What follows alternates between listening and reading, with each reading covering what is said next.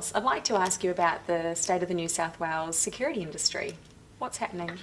Well, the situation is basically any student who pays $1,200 to the Queensland Dodgy Company will receive a Certificate 2 in Security Operations. There's no formal training, nothing's required of them as long as they pay it. And through our mutual agreement here in New South Wales, they're able to obtain a security licence here, and that's pretty dodgy. Sorry, do you mean to tell me that there are guards in New South Wales that haven't been trained properly? Isn't this a massive issue? Oh, absolutely. I totally agree with you. That's why everyone should be trained here in New South Wales, because it's police-approved RTOs or registered training organisations that they have to be trained in, and they're all strictly regulated. You see, that's why we recommend sector for our security training. My business just cannot afford running the risk of having someone who's trained under the Queensland system.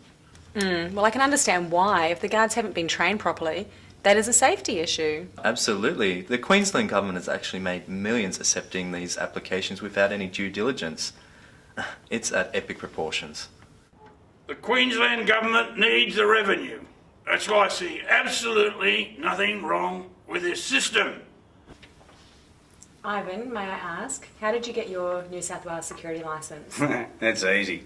Bloody 2.5 large to my mate Billy the Con down at Punchy. He gets me an airfare to Brisbane, get my mandatory fingerprints done.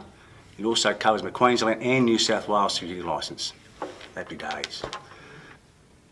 The thing with your government down here, right, it's so bloody easy. If you know the loopholes, criminal mind, easy.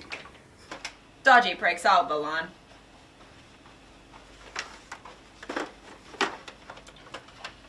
Dodgy pricks, hold the line, please. Dodgy brakes. Hold the line. Billy, you've been operating a shonky RTO now since 2009? Yeah, that's right.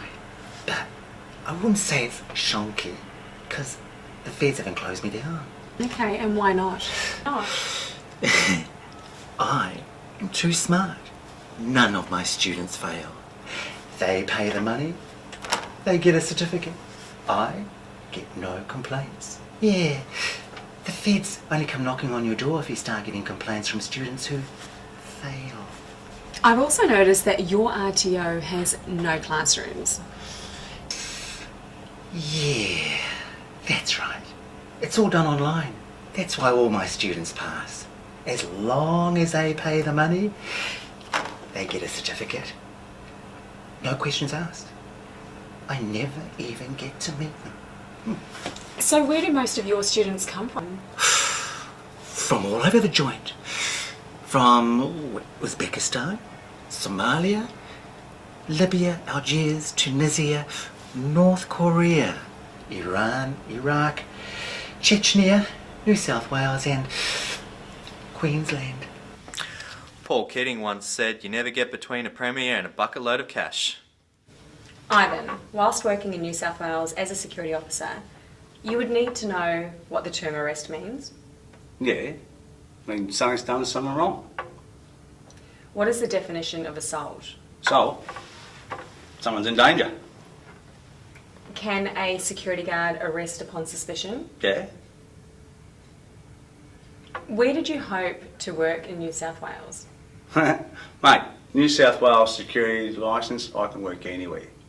I can work Parliament House, I can work army bases, I can work at Sydney Harbour Bridge, I can work with schools, I love little kids.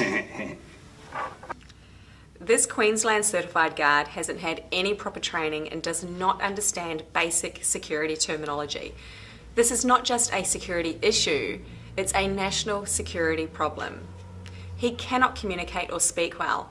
How can he assert any authority in an emergency situation? Yeah, so fucking what? Australian politicians need to be accountable.